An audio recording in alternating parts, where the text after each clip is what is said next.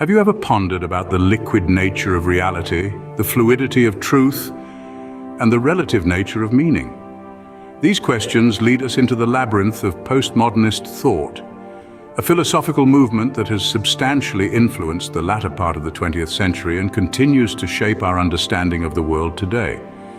Postmodernism, at its core, challenges the grand narratives or meta-narratives of modernism, those overarching theories or ideologies that claim to explain everything. It emerged in the mid-20th century as a reaction against the perceived certainty and objectivity of modernist thought. Modernists, inspired by the Enlightenment, believed in progress, reason, and the potential for absolute truth. Postmodernists, however, looked skeptically at these claims, arguing that truth is not absolute but relative and subjective. In the 1960s, postmodernist thought began to gain traction, particularly in the realm of architecture. Postmodern architects rejected the functional, uniform style of modernist buildings, instead embracing complexity, contradiction, and the mixing of different styles and historical references. This architectural shift mirrored postmodernism's broader challenge to modernist notions of purity, unity, and simplicity. During the 1970s and 80s, postmodernist ideas infiltrated literature, art, and philosophy.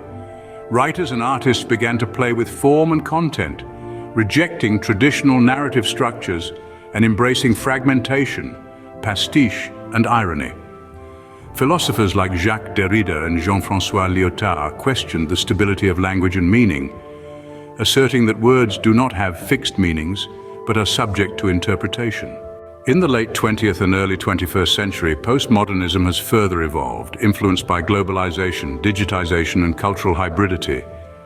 Postmodernists now argue that identities are not fixed but fluid, that the self is a construct, and that reality is a complex web of interconnected systems and narratives. In essence, postmodernism rejects the notion of an objective universal truth. Instead, it suggests that truth is relative, dependent on perspective and context.